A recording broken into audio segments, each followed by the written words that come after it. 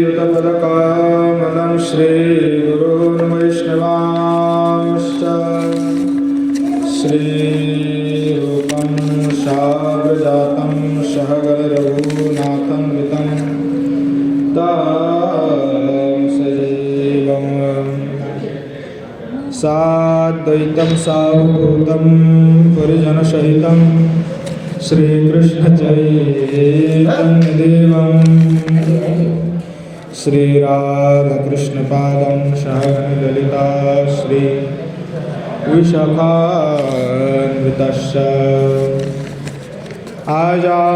आजानुलम्बितभुजौ कनकावदातौ संकीर्तनैकपितरौ कमलायताक्षौ विश्वाम्भरो द्विजवरो युगधर्मपालो वन्दे जगद्गुरुकरो करुणावतारो संसारदुःखजलधौ पतितस्य कामो क्रोधादिनक्रमकरैर्कवलीकृतस्य दुर्वासनानिगडितस्य निराश्रयस्य चैतन्यचन्द्रममदेवीपदावलम्बम् पाञ्चतत्त्वात्मकं कृष्णं भक्तरूपस्वरूपकं भक्तावतारं भक्ताख्यं नमामि भक्तशक्तिकं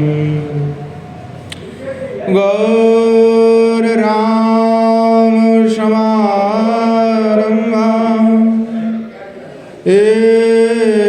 ईश्वरिणां च मध्यमाम् अस्मदाचार्यपर्यन्तं वन्दे गुरुपरम्पराम्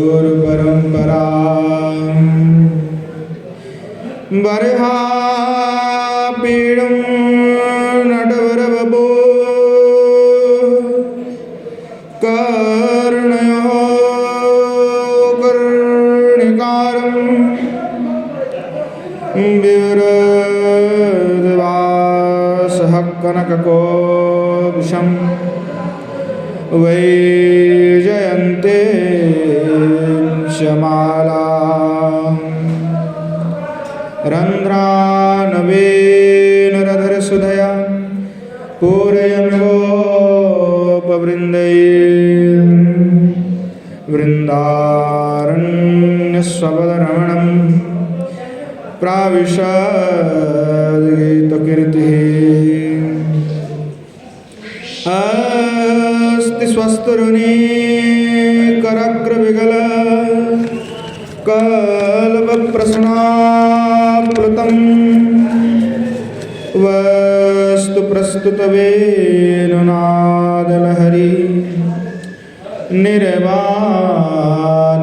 निर्वाणनिरव्याकुलं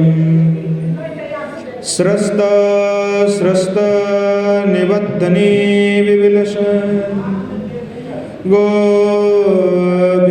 गोपिसहस्रावृतम् हस्तन्यास्तनतापवर्गमखिल द्वारं किशोराकृति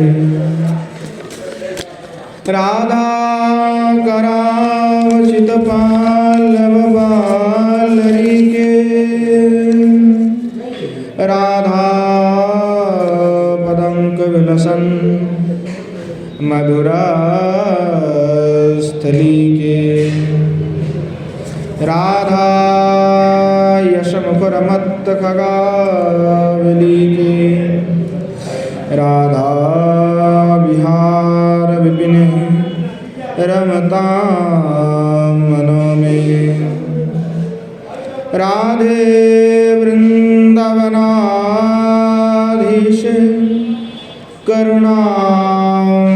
करुणामृतवाहिनी कृपया निजपादाब्ज दास्यम्यहं प्रदीयताम् गोविन्द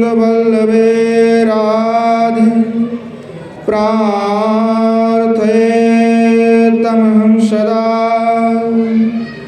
तदीयमिति जानतु गोविन्दमान्तयाशः।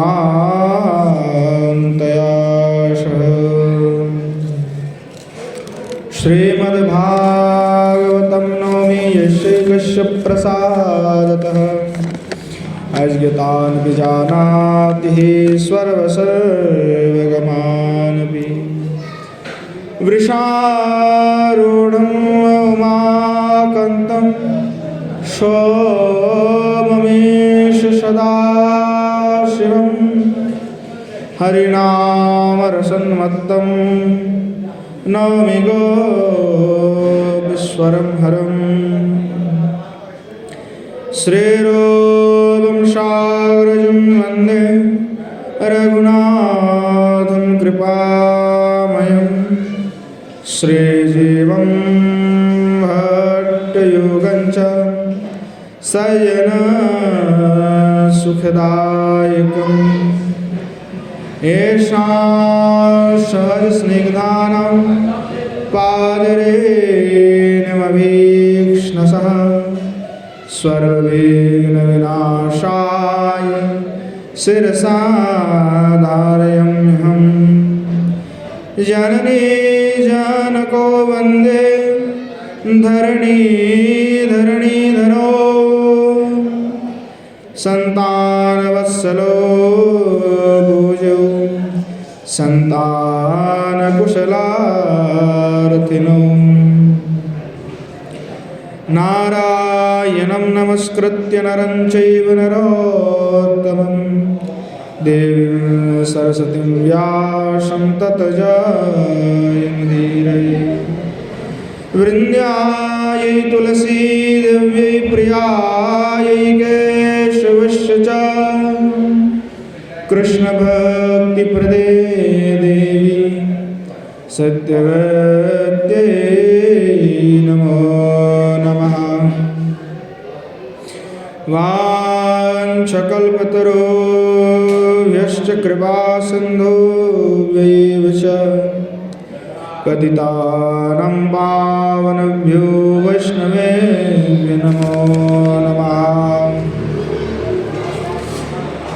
हरे कृष्ण कृष्ण कृष्ण हरे हरे हरे राम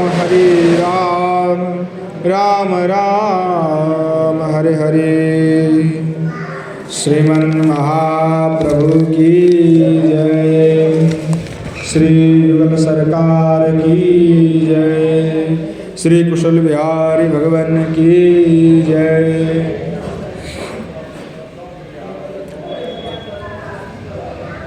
श्रीमन महाप्रभु के असीम अनुकंपा कृपा से नित्य सत्संग में हम सभी श्री राधा रस सुधानिधि का आस्वादन कर पा रहे हैं। सुअवसर श्रीमन महाप्रभु की असीम अनुकंपा से ही जो है प्राप्त हो। कई बार सत्संग की इच्छा मन में होने पर भी ऐसा समय अवसर नहीं प्राप्त होता, और खास करके जो अद्भुत महिमा युक्त जो ग्रंथ होते हैं, रस ग्रंथ होते हैं, उसका आस्वादन करने की सौभाग्य श्री प्रभु की कृपा के बिना संभव नहीं हो पाता। तो यह जो राधा रस सुधानिधि हैं, इस सुधा निधि में जो अवगाहन किए वो इसका आस्वादन कर सकता है, समझ सकता है कि कितने माधुर्य से परिपूर्ण है।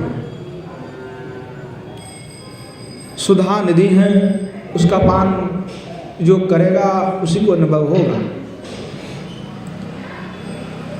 सुधा निधि है। कोई महात्मा मेरे को एक बार कहा था कि राधा रस सुधा निधि जो है प्रवचन करने के विषय नहीं है, वह आस्वादन करने के विषय है। वो प्रवचन कुछ और होता है।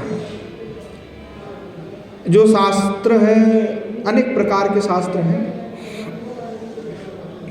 तो अन्य अन्य शास्त्र का प्रवचन किया जा सकता है, पर रस शास्त्र का प्रवचन नहीं होता है, उसका आस्वादन किया जाता है। और खास करके यहाँ श्री युगल सरकार की लीला विलास, जैसे अनेक बड़े कवि हुए हैं, कालिदास आदि, अनेक लौकिक ग्रंथ भी लिखे हैं, लौकिक रस से परिपूर्ण, जहाँ राजा रानियों का जो है घटना उल्लेख है, तो वो जो है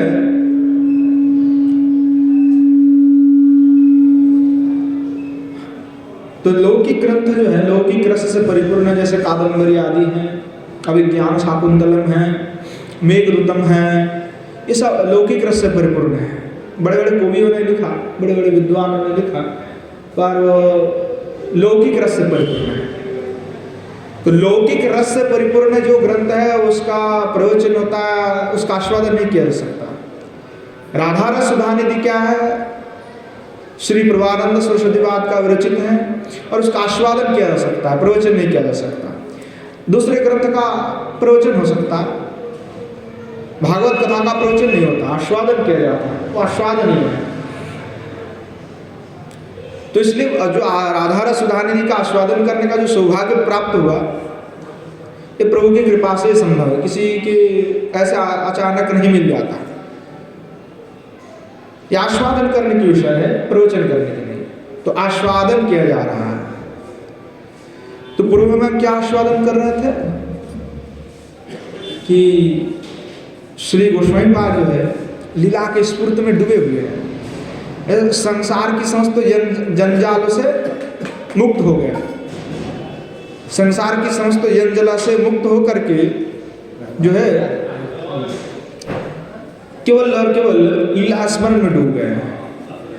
जो लीला स्मरण में डूब गए हैं तो बाह्यिक कोई भी ज्ञान अब नहीं है, बाह्यिक ज्ञान से उनका हट चुका है मन। अब विषय केवल किशोर जी हैं और मैं हूँ, और कुछ नहीं है। ठाकुर जी क्यों हैं? क्यों किशोर जी है तभी ठाकुर जी हैं। जो गोस्वामी पाद है, रूप मंजरी आदि, हमारे दास गोस्वामी पाद आदि, वे कभी कृष्ण के पीछे नहीं दौड़ता है। हमें कृष्ण से कोई मतलब नहीं है। कृष्ण के पीछे हम क्यों भागे? वो बेचारा हमारे पीछे भागे, हम तो किशोर जी के हैं ना। और त्रिभुवन जिनके पीछे डोलते फिरते हैं कि एक बार दर्शन हो जाए, वो हमारे निकुंज के द्वार पे आकर के प्रार्थना कर रहे हैं किंकरियों से कि एक बार हमें किशोर जी से मिलने के लिए दो। तो भाई हम कृष्ण के पीछे क्यों भागे? इसलिए कहा कि दास से अगर ग्रहण करें तो किशोर जी का करें, हमें किसी कृष्ण के दास से कोई मतलब नहीं है। अब लोगों को समझ में नहीं आ रहा, उसको लगेगा कि क्या बोल रहा है महाराज। पर तात्पर्य क्या है कि जहाँ किशोर जी की महिमा है, उनके सामने श्री ठाकुर जी की महिमा न्यून हो जाता है। न्यून मतलब कि श्री ठाकुर जी तो किशोर जी के पीछे भाग रहे हैं, किंकरी से प्रार्थना निवेदन कर रहे हैं कि किशोर जी से मिलने दो। तो ऐसे अद्भुत कहीं पे है? किसी अवतार पे है? नहीं। इसीलिए हमें किशोर जी की दास्य से मतलब है, रसका पुष्टि कहाँ पे है? तो ये बड़े अद्भुत। तो प्रभानंद सरस्वतीवाद क्या करा कि देखो, मैं तो अभी किशोर जी के रस में डूब गया है, राधा दास में, और चिंता एक ही है कि कैसे किशोर जी की सेवा करे, जुगल सरकार की मिलन करा। तो जुगल सरकार के मिलन में आनंद किसके? किशोर जी के हैं, ठाकुर जी के हैं, और किंकरिया उससे सुखी हुए हैं। तो बड़े अद्भुत हैं, रस से परिपूर्ण है। तो यहाँ जितने भी गोस्वामी पाद है वो कभी कृष्ण के पीछे नहीं भागे। अब देख लो, प्रार्थना ग्रंथ सब आकुति मिनति निवेदन सब किससे है? सब हमारे किशोर जी से है। कभी ये कहा कि भगवान हमें निकुंज में सेवा प्रदान कर दीजिए? नहीं, किशोर जी से प्रार्थना कर रहे हैं कि निकुंज में सेवा मिल जाए। और किशोर जी में ही सामर्थ्य देने की। नरोत्तम दास ठाकुर महाशय कहे कि हम तो सखियों का अनुगत होना चाहता है, क्योंकि उन्हीं की कृपा से वो ले करके किशोर जी के चरण में जाकर के हमें रख देंगे। कि किशोर जी ये आपके और एक किंकरी है, आप इनको स्वीकार कर लीजिए, ग्रहण कर लीजिए। तो कहा इसीलिए तो हमें सखियों के जो मंजरी है उन मंजरियों के अनुगता होना है, उन्हीं के अनुगत रह करके ही हमें भजन करना, सेवा करना है। अनुगत तो नहीं कहा। साक्षात किशोर जी की सेवा में हम तभी जा सकते हैं जब किशोर जी हमें बुला लें। जैसे गोस्वामी पाद है, तो पहले क्या कि जो संगीत माधव है, इन्हीं का एक अद्भुत ग्रंथ है संगीत माधव। जैसे जयदेव गोस्वामी का गीत गोविंद है, तो गीत गोविंद में जैसे अनेक प्रकार के संगीत हैं, वैसे ही अद्भुत एक ग्रंथ है संगीत माधव। कभी मौका होगा तो उसका आस्वादन करेंगे।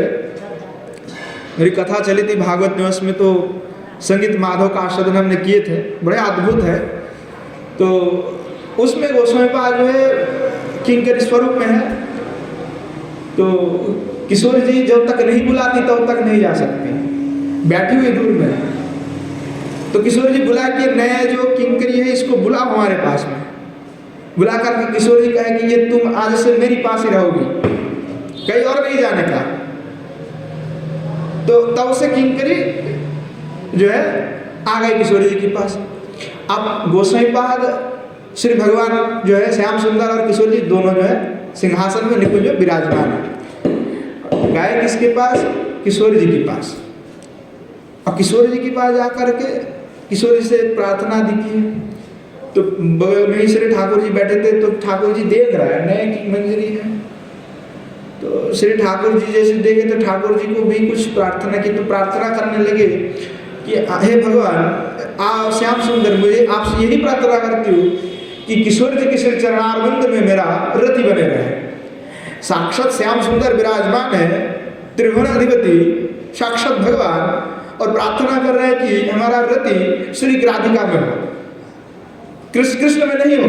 बोले आप ऐसी करुणा कर दीजिए कि हमारा रति और निष्ठा केवल किशोर जी में बने रहे। तो किशोर जी के सेवा से श्री भगवान प्रसन्न है। और उस वाक्य से प्रसन्न कौन हुआ? श्याम सुंदर। कि देखो ये क्या अद्भुत निष्ठा है कि किशोर जी की सेवा चाह रहे हैं, मैं साक्षात बैठा हूं तो मुझे कोई मतलब नहीं है। अभूतपूर्व सेवा जो है मंजरी को ही प्राप्त है। तो मंजरी की सौभाग्य अति अद्भुत है। सखी जितना किशोर जी के सानिध्य में नहीं रहता, मंजरी उतना सानिध्य में रह सकता है। जिसे निकुंज में प्रवेश के लिए सखियां नहीं प्रवेश कर सकती, जब जुगल सरकार विलास कर रही हो तो प्रवेश नहीं कर सकता, पर यहाँ मंजरी प्रवेश कर सकता है। इसीलिए मंजरियों की किंकरियों की बड़ी महिमा है। इसीलिए सखियों का जो अनुगता मंजरी है, उन मंजरियों के अनुगत होकर के सेवा की प्रार्थना किया जाता है, ताकि मंजरी कृपा करके सखियों के पास ले करके सखियों के द्वारा श्री किशोर जी के पास हमें समर्पण कर दे। तो पिछले में हम आस्वादन कर रहे थे कि गोस्वामी पाद जो है कभी विरह में आ जाता है, कभी लीला का स्फूर्ति में आता है। तो जैसे लीला का स्फूर्ति होता है तो लीला दर्शन होता है। और पहले हमने कई बार कहा कि विराही बनो, जब तक विरही नहीं होगा तो लीला का तृष्णा नहीं होगा। अभाव जब तक नहीं होगा, उस वस्तु का अभाव की बोध नहीं होगा, तब तक उसकी तृष्णा नहीं हो सकता। इसलिए विरही बनने के लिए बोला है। और नित्य सिद्ध किंकरिया भी विरही बनने के लिए यह लोक में जन्म लेना चाहते हैं कि हमें इस रस का आस्वादन करना है, क्योंकि विरह से बड़ा कोई जो है आस्वादन कहीं पे भी नहीं हो सकता। मिलन में जो सुख है उससे करोड़ों गुण सुख विरह में है।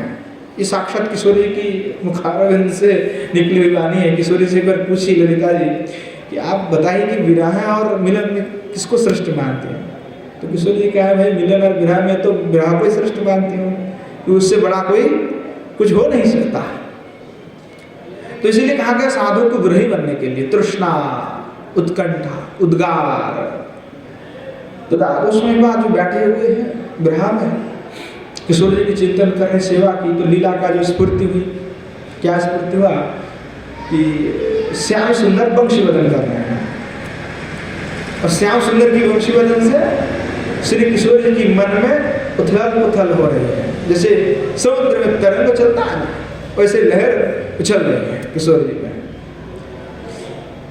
कि श्री ठाकुर जी जब वंशी नाद करते हैं तो वैकुंठ तक भी भेद हो जाता है वंशी के ध्वनि से, नाद से, ऐसा अद्भुत है। तो क्या सवा मातवाल कुरी वलम करे आने धोरी विशेष तो युवती रे वाले कि श्री ठाकुर जी जो वंशी वादन करते हैं तो क्या होता है, सबको एकदम मन पकड़ कर देता है। और बलात्कार आने धोरी, जैसे बलात्कार शब्द का है तात्पर्य की जोर पूर्वक, बलात्कार शब्द का है तात्पर्य की जोर पूर्वक, वो नहीं चाहती होगी फिर भी उसकी मन को ऐसा आकर्षण श्री ठाकुर जी करते हैं कि मानो वो नहीं आना चाहती फिर भी वो अपने आप खींची आ रही है, तो बलात्पूर्वक हो गया है। बलात्पूर्वक यदि बलात्कार जो बल से अर्थात इतना श्री ठाकुर जी का वेणु का सामर्थ्य है कि उसको खींच करके लेकर के आई, तो सबको खींच करके ले आती है। विशेषतः तो युवतियों को, अब क्या है विशेष करके युवतियों को, गोपियों को। अब श्री ठाकुर जी के पास 4 वंश हैं, तो गो को बुलाने के लिए अलग, सखाओं के लिए अलग, दूसरों के लिए अलग, त्रिभुवन को मैथ करने के लिए अलग, और गोपियों के लिए तो अलग बजाना पड़ता है। तो गोपियों के लिए बजाते हैं तो विशेष करके वो गोपियों को खींचने के लिए बजाते हैं। बोले ध्वनि बड़ो उद्भट, बोले ध्वनि बड़ो उद्धत, उद्धत यानी प्रचंड उद्धत है, जैसे हम लोग कहते हैं उद्दंड है, ऐसे उद्धत है।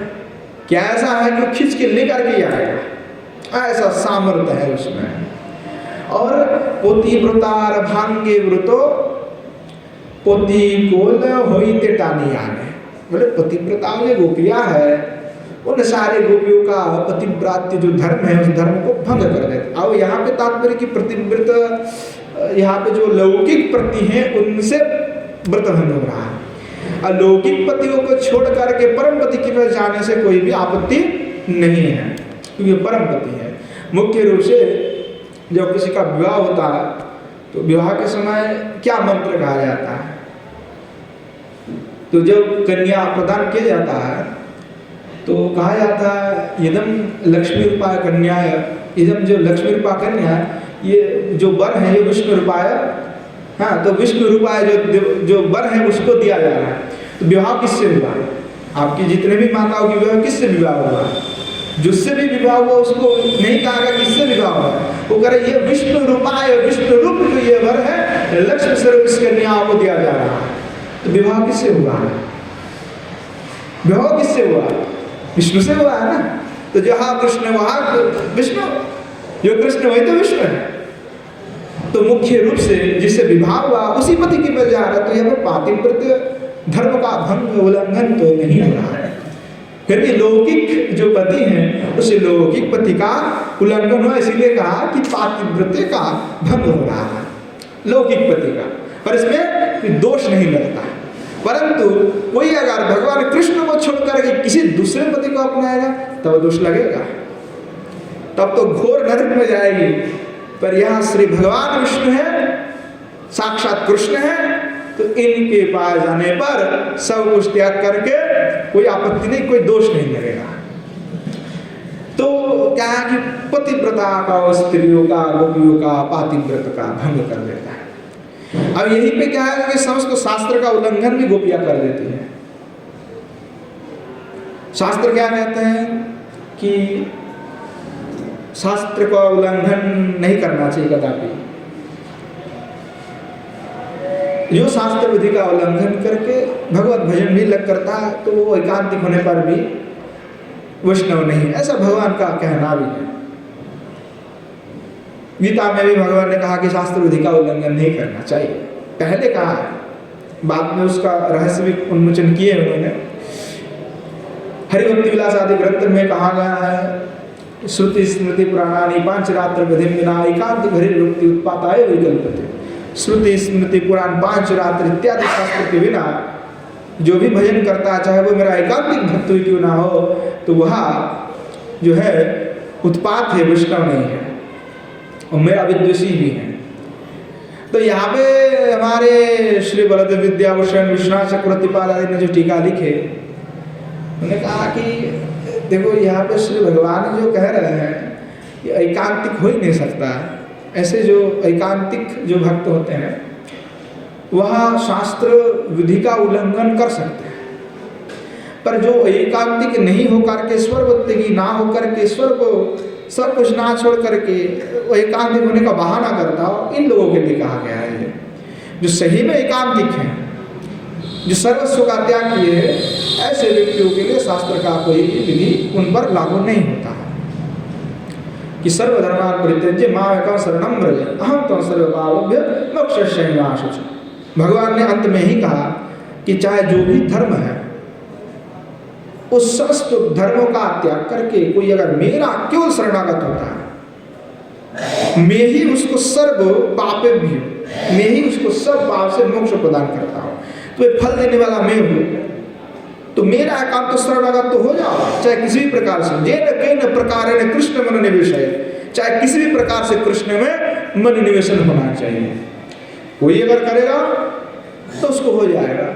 इसीलिए कहा कि गोपियों ने शास्त्र का उल्लंघन किए हैं, वो एकांतिक है, सब कुछ सजन आर्यपथम चहित्वा, सजन और आर्यपथ तद्वेदोक्त मार्ग का सब कुछ परित्याग करते हुए, इसीलिए प्रभानंद सरस्वतीवाद कहा वेदादि दुर्गम्य प्रेमा, जो वेदादि शास्त्रों को पढ़ करके प्रेम नहीं हो सकता। प्रेम पाने के लिए जो प्रेम प्रदान करने वाले शास्त्र का अध्ययन करना चाहिए।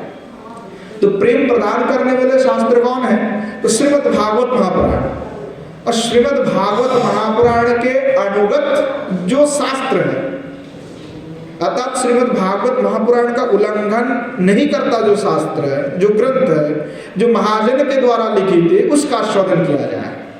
परंतु श्रीमद् भागवत महापुराण से किसी का अगर वितर्क है तो ऐसे शास्त्र को ना पढ़े, ना ही उसको ग्रहण करें। जैसे कि मीमांसा आदि शास्त्र है, धर्मशास्त्र है, षड दर्शन भी है, वेदांग है, फिर भी वेदांग होने के बावजूद भी मीमांसा न्याय आदि दर्शन में भगवत दर्शन की बात नहीं।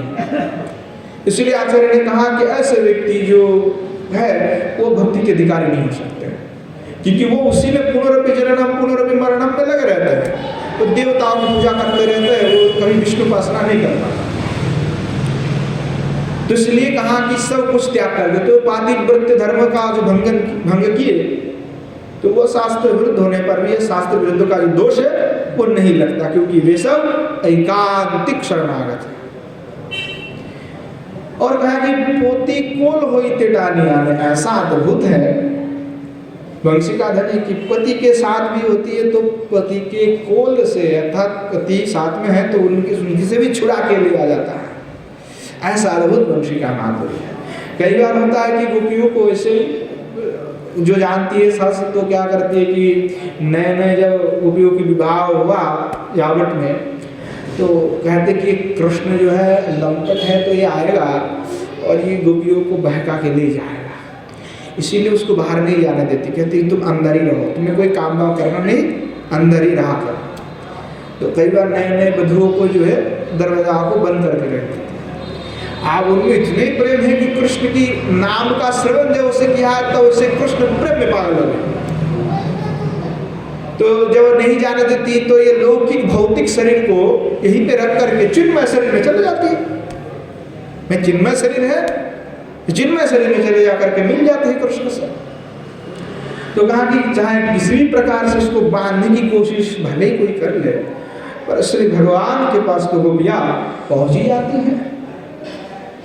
तो क्या है कि वैकुंठेर लक्ष्मी गणे जेवा करे आकर्षणे तार आगे केवा गोपी गणे।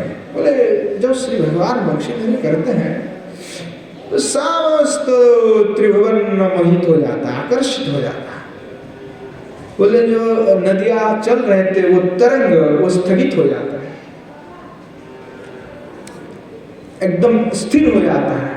जो पत्थर होता है वो पिघल करके बहने लगता है। वेणु माधुरी के ऐसा गुण है, वेणु माधुरी का अद्भुत महिमा है। वेणु माधुरी का, वेणु माधुरी पर एक ग्रंथ भी है तो उसमें वेणु माधुरी का केवल वर्णना किया गया है कि वेणु का क्या क्या गुण है, भगवान क्या क्या करते वेणुओं से। अब प्रसंग कुछ और चल रहा है, नहीं तो वो बहुत आस्वादनीय ग्रंथ है, कभी समय मिलेगा तो उसका भी आस्वादन करेंगे। तो कहें कि जो वेणु माधुरी का ऐसा सामर्थ्य, तो गोपीगण सब खींच के चले आते हैं। तो श्री भगवान जो आप बांसुरी बजा रहे हैं, तो श्री राधा राधा कहकर के पुकार रहे हैं। वंशी के ध्वनि से राधा राधा ध्वनि निर्गत हो रहे हैं कि आ ऐसे करके जो ध्वनि हो रहा है कि राधा तुम आओ तुम आओ तुम आओ। श्री भगवान इधर से जो है वेणु से आह्वान करने लगे।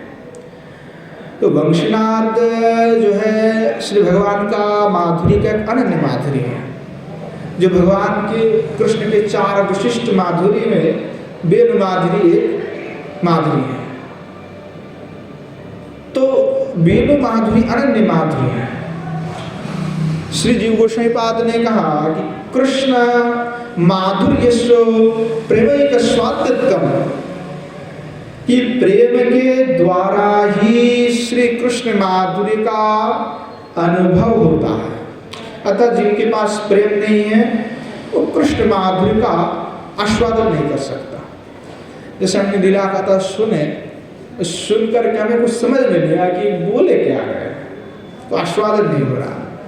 तो इसका तात्पर्य है कि हम में प्रेम नहीं है, इसलिए हम आस्वादन नहीं कर पा रहे। क्योंकि हर हरि कथा, कोई भी कहे हरि कथा, चाहे मैं कहूँ चाहे कोई और कहे, हर हरि कथा में आस्वादन होना चाहिए। ये हरि कथा तो हरि कथा होता है, जहाँ हरि के गुणगान हो उस गुणगान में मन रंग जाता है। हाँ, अब एकांतिक निष्ठ भक्त की बात आता है, तो जो एकांतिक निष्ठ भक्त होते हैं, जिसको माधुर्य रस में ही केवल प्रवेश है, उसके सामने वात्सल्य रस कहने पर भी उसको आनंद नहीं आता, वो समझ में नहीं आता उसको। तो लगता है कि क्या बोलते जा रहे हैं। सख्य रस में जिसका प्रवेश नहीं, वो सख्य रस को समझ नहीं सकता। तो जो माधुर्य रस है उसका आस्वादन करने के लिए उनके हृदय में प्रेम होना आवश्यक है। जिसके हृदय में प्रेम नहीं है वह कृष्ण माधुर्य का आस्वादन नहीं कर सकते, अर्थात समझ नहीं सकते, उसका कुछ फीलिंग्स नहीं हो सकता, कुछ अनुभव नहीं हो सकता कि क्या मधुर्य है, क्या आस्वादन करें। तो कृष्ण माधुर्य से प्रेम का आस्वादन कहकर श्री गोस्वामीपाद ने कहा। तो प्रेमहीन जो व्यक्ति होते हैं, प्रेमहीन जीवन में कृष्ण माधुर्य का कोई भी आस्वादन कोई कर ही नहीं सकता। जिसके जीवन में श्री ठाकुर जी के लिए प्रेम नहीं है वो उस माधुर्य का आस्वादन कर नहीं सकता। इसीलिए स्वाद को समझना होगा, अगर नहीं हो रहा आस्वादन तो कमियां हम में है, कथा में नहीं है। कमियां हम में है कि हमें आस्वादन हम नहीं कर पा रहे हैं, क्योंकि हरि कथा तो अनंत, हरि कथा का गुण भी अनंत है और सुनने मात्र से उसका कल्याण होता है। और जहाँ रसस्वादन की बात है, यहाँ प्रवचन नहीं हो रहा, प्रवचन कुछ और होता है। हमने पहले कहा कि प्रवचन, राधा रस सुधाने जी का प्रवचन नहीं हो सकता, उसका आस्वादन हो सकता है। और आस्वादन प्रेम से किया जाता है, जिसके अंदर प्रेम भरी हो वो उसका आस्वादन कर सकता है। और सभी प्रेमियों का आस्वादन एक ही जैसा होगा ऐसा भी नहीं हो सकता कभी, कि हमारा आस्वादन के अनुभव जितना होगा आपका उतना होगा, आपका उतना होगा, ऐसा नहीं है।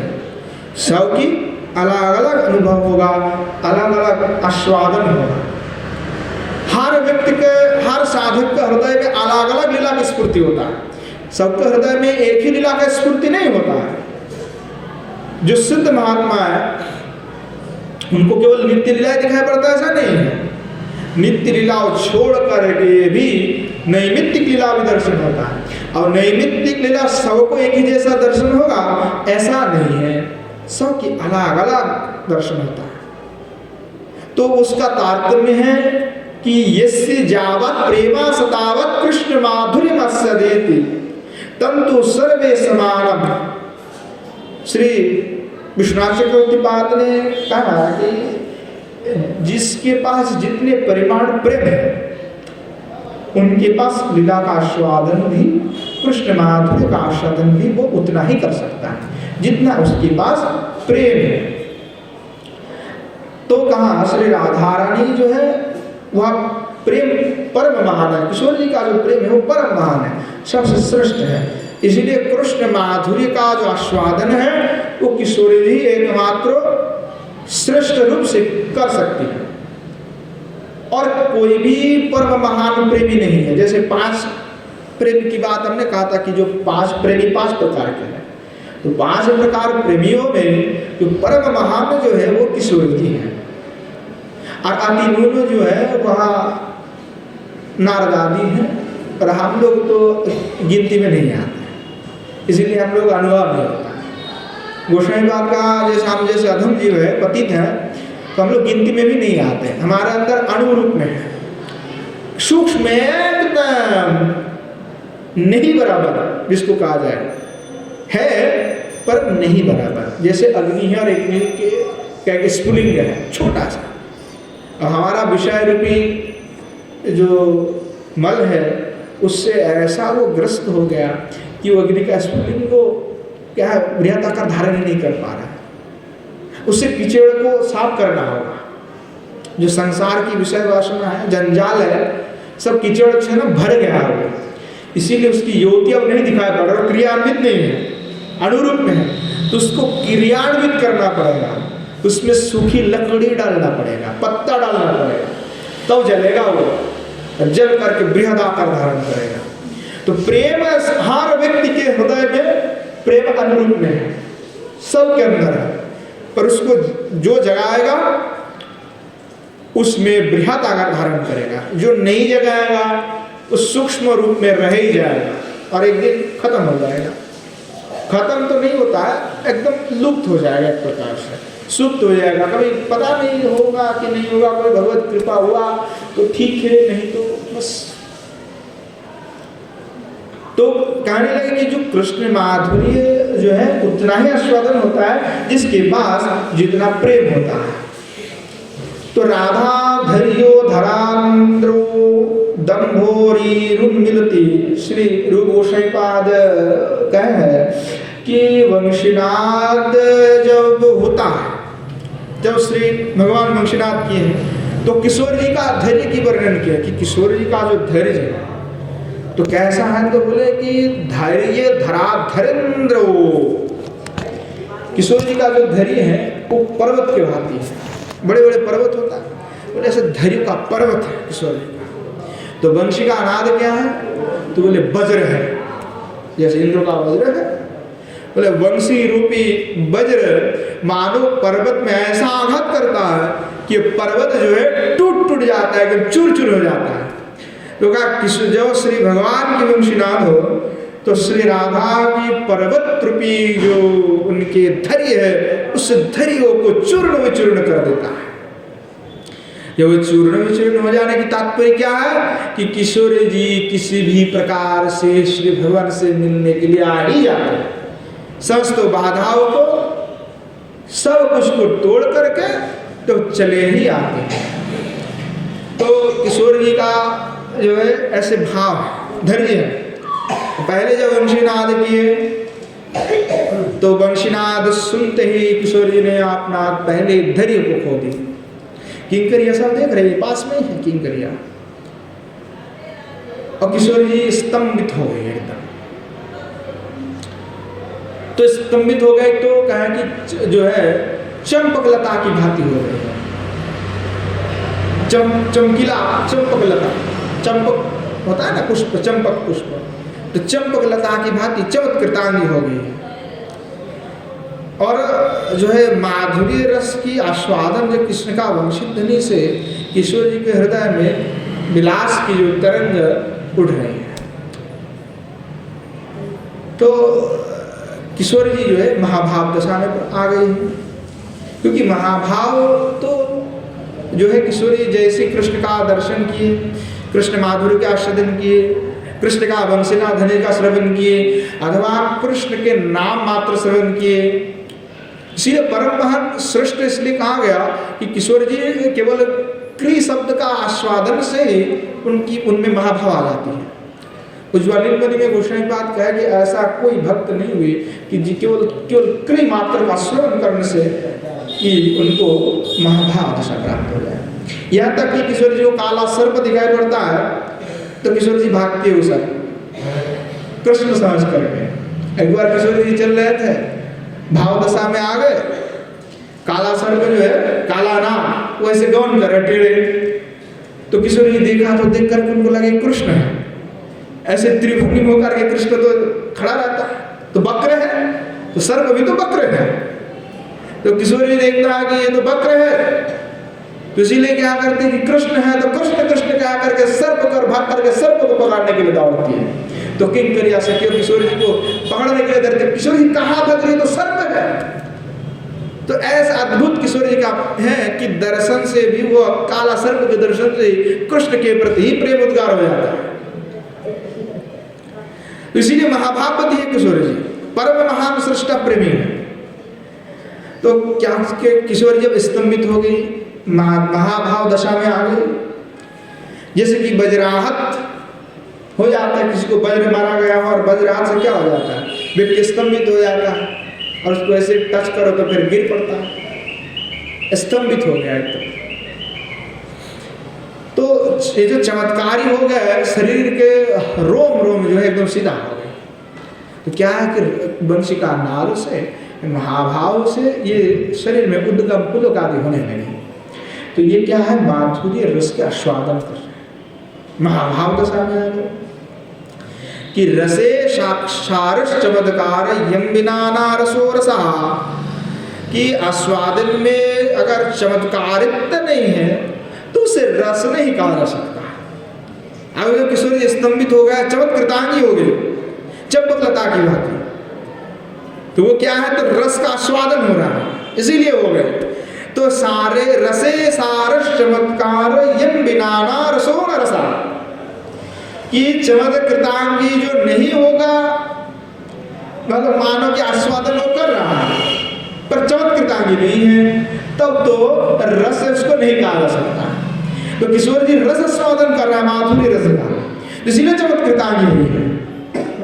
तो श्रीमती किशोर जी चमत्कृतांगी अर्थात बिरवालांगी, कि वंश का धनी को श्रवण करके बेहाल हो गए, विलास करने की, मिलने की जो हृदय में इच्छा बार बार उछलने की, कृष्ण से कब मिले, तो किन तरह से कहने लगे कि हमें कृष्ण से मिलाने के लिए ले चलो, कृष्ण से मिलाने के लिए ले चलो। तो किंकरिया जो है और सोच में पड़ गए कि किशोर जी को कैसे लिया जाए भाई, क्योंकि अभी तो मिलने का समय नहीं हुआ, रात्रि काल में होते तो ले चलते। तो किशोर जी जो है वह अब स्तंभित हो गई। तो भाई एक तो तरफ तो श्री भगवान वंशनाथ कर रहे हैं, तो वंशिका नाथ से कैसे किशोर जी स्थिर रहेंगे, क्योंकि धैर्य का जो है बात जो टूट गई पहले से। तो किशोर जी जो है वह स्वयं वहीं पे जो है स्तंभित होकर के कृष्ण जो वंशी ध्वनि है उस ध्वनि का आस्वादन कर रहे हैं। तो क्या हुआ कि चंपक पुष्प की भांति किशोर जी चंपक लता बनी हुई है एकदम। तो चंपक लता का ऐसा जो पुष्प है, तो चंपक लता का जो सौंदर्य है, वो सौंदर्य जिस वन में चंपक लता होता है, तो चंपक लता वन को उद्भासित करते उसके सुगंध से, ऐसा उसका सुगंध है कि भौरों को विलुप्त कर देता है, विलुप्त कर देता है। वो विदग्ध होकर के जो है घूमते रहते हैं कि चंपक जो है वह मधु से सिक्त हो जाते हैं। तो मधु से सिक्त होने के कारण क्या होता है कि अगर भौरा जाएगा तो चिपक जाएगा, मधु में छोटा होता है, पैर जाएगा तो चिपक जाएगा। इसीलिए चंपक लता पुष्प में जो मधु इतने मधु से सिक्त हो जाता है, चमत्कृतांगी जो किशोर जी हो गई है। तो कहा जो आओ क्या है कि जैसे चंपक लता सिक्त हो गई मधु और उस पर बैठ नहीं सकता, मधु घूमते रहते हैं आसपास, पर मधु से सिक्त होने के कारण चंपक लता पर वे बैठ नहीं कर सकते, बैठ नहीं सकते, मधु का पान नहीं कर सकते। अर्थात जो चंपकलता कहने की तात्पर्य है कि आश्चर्य ने गुण से गुणान्वित हो जाना। जैसे चंपकलता में आश्चर्य गुण आ जाता है कि उसमें मधु सिक्त हो जाता है, चारों ओर फैल जाता है, तो मधु घूमता तो है भौरा, पर उसको पान नहीं कर सकते, स्पर्श नहीं कर सकते, दूर रहता है। इसलिए क्या है कि मधु क्या है, बार बार पास में घूम करके वह यह प्रयास करते किसी भी तरीका से मधु का पान करना। और क्या हुआ कि जब वंशी का नाद हुआ तो किशोर जी तो चंपकृतांगी हो गई, चंपकलतांगी हो गई। और चंपकलतांगी हो गई अर्थात विशेष गुण से युक्त हो गए, माधुर्य से परिपूर्ण हो। तो कृष्ण स्पर्श नहीं कर सकते किशोर जी को, इसीलिए श्री भगवान में वंशी का नाद कर रहे हैं। अर्थात जैसे भौरा घूमते हैं उसी प्रकार से श्री भगवान वंशी का नाद कर रहे हैं, पर बैठ नहीं सकते।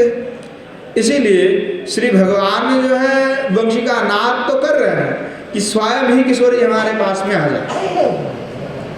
पर क्या हुआ कि जैसे भौरा गुंजन करते पर स्पर्श नहीं कर पाते, तो भगवान भी नहीं आ पा रहा, तो नाद करके बुलाने की प्रयास कर रहे किशोर जी को।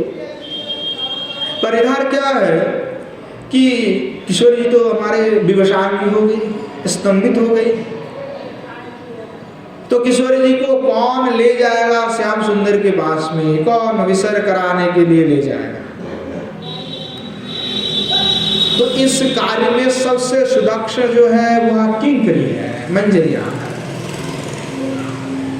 किंकरी जो है इस क्रिया में सुदक्षा है। तो श्री श्याम सुंदर के पास ले जाने के लिए श्री किशोर जी जो किंकरी को संकेत दे रहे हैं कि तुम हमें श्याम सुंदर से मिलवाओ। पर अब क्या है कि अब इसी समय श्याम सुंदर के पास ले जाना संभव नहीं है, तो किंकरिया क्या करे।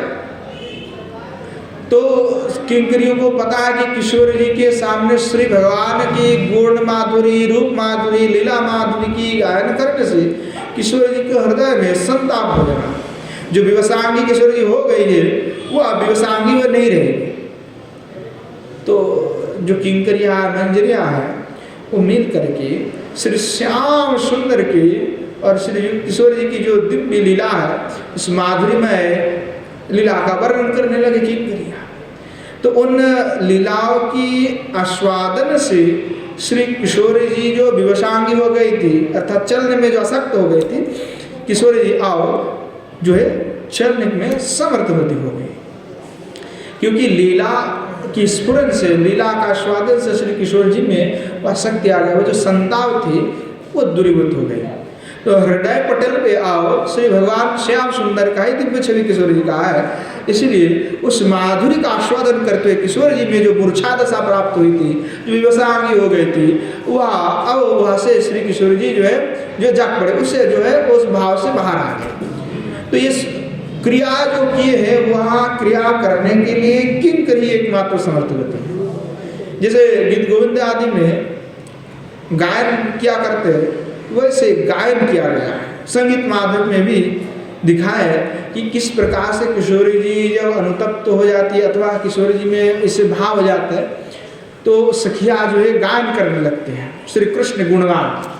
तो उससे किशोरी जी फिर पुनः एकदम विवशांगी से फिर चेतना में आ जाती है, फिर वो चलने लगती है। तो ऐसे आप परिपाटीपूर्ण सेवा जो है किंकरिया कर सकती है। तो लीला वर्णन के द्वारा जो है भावमय की आँख में जो आँख के आगे जो लीलाओं को साक्षात दर्शाए देते हैं किंकरिया, इसीलिए किंकरी की बड़ी महात्म्य है।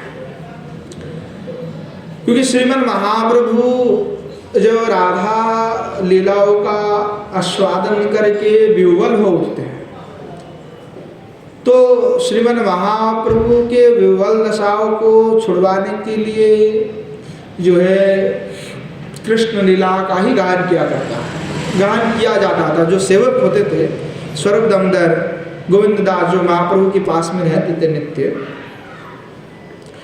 तो राधा भाव में जो श्रीमन महाप्रभु भावित है। अब यही जो लीला है वंशिका धनी श्रवण कर रहे हैं तो महाप्रभु भावुक होकर के राधा भाव में भावित हो गए। चैतन्य महाप्रभु गंभीरा लीला में तो क्या हुआ, तो जैसे राधा भाव में भावित हुई तो राधावत हो गए, तो महाप्रभु जो है एकदम चलने में असमर्थ हो गए, राधा भाव में आ गए। अब उनमें जो चेतना संचार कैसे किया जाए, तो चेतना संचार करने के लिए एक ही मात्र उपाय है कि केवल लीला का गान किया जाए। तो चैतन्य चरितामृतकार लिखते हैं अंतिम अध्याय अंतिम परिच्छेद में कि उत्कटो वियोग दुख जबे बाहिराय तबे जे वैकल्य प्रभुर वर्णन न जाए। रामानंदेर कृष्ण कथा स्वरूपेर गान बिरहो वेदनाय प्रभु राखो ये परान। दिने प्रभु नाना संगे हाय अन्नमना रात्रि काले बाड़े प्रभुर विरह वेदना।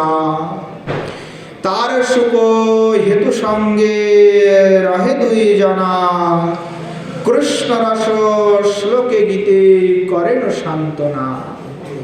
क्या अद्भुत भाव का वर्णन श्री कृष्णदास कविराज गोस्वामीपाद कर रहे हैं चैतन्य चरितामृत में कि श्रीमन महाप्रभु जब राधा भाव में भावित हो जाते हैं तो कृष्ण के विरह में उत्कट भाव उनमें आ जाता है। श्री श्याम सुंदर के वियोग में इतने दुखी हो जाते हैं, इतने विरह में आकर इतने उनके हृदय में भाव आ जाता है कि स्वयं उस बाह्यिक दशा में भी उस भाव का साक्षात दर्शन होने लगता है।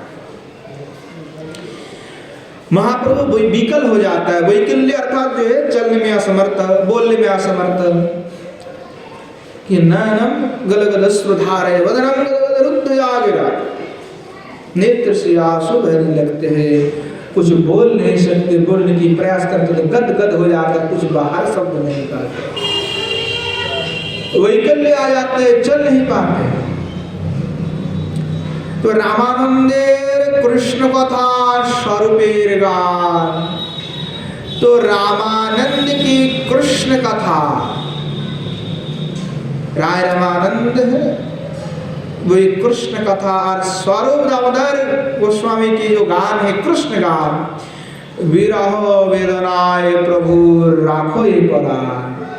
जब विरह हो, जब वेदना हो, तो ये दोनों जो कृष्ण गान कृष्ण कथा कहते हैं, उसी से महाप्रभु जीवन धारण किए हुए हैं।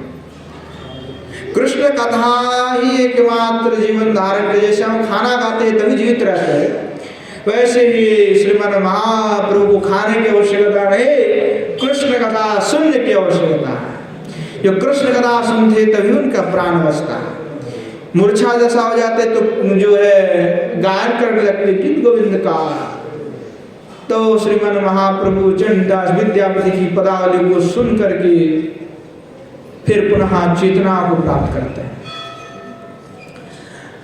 कह रहे हैं कि दीने प्रभु नाना संगे हाय अन्नवरा, कि दीवार में महाप्रभु से बहुत सारे लोग मिलने के लिए आते हैं। तो क्या कि महाप्रभु को दिन में फिर अन्नवरा हो जाते हैं, कुछ लोग आके उत्पात करने लगते हैं, तो क्या करें, सब मिलने के लिए आ रहे तो दिला रस में डूब नहीं पा रहे।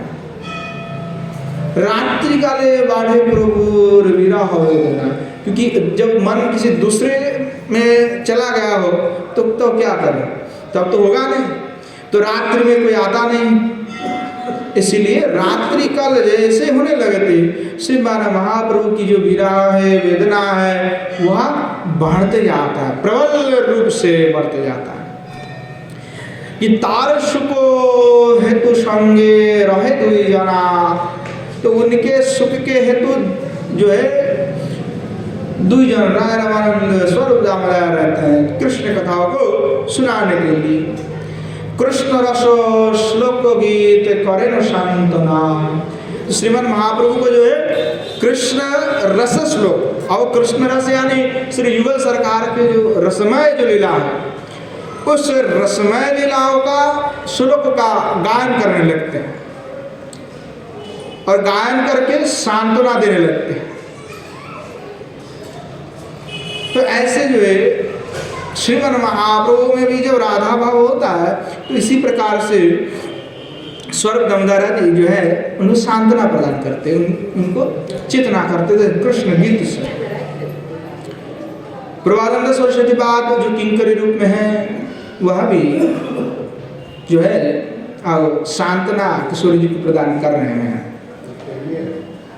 वे कृष्ण के रूप गुण लीलाओं का वर्णना कर रहे हैं, किशोर जी को जो है सांत्वना प्रदान कर रहे हैं कि सेवा प्राणा जो सखी के रूप में, किंकरी के रूप में श्री गोस्वामी पाद है, तो कृष्ण के मधुर लीला का भी सिंचन अर्थात गायन कर रहे, तो सिंचन कर रहे हैं।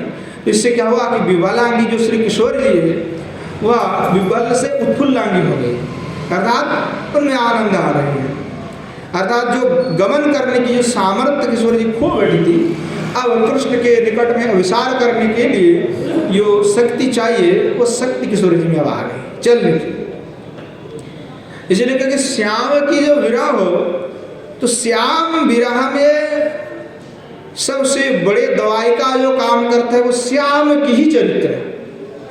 श्याम की लीला रस माधुर्य ही श्याम की विरह दशा में कार्य करते हैं। पर देखो दवाई देने वाला वैद्य कौन है?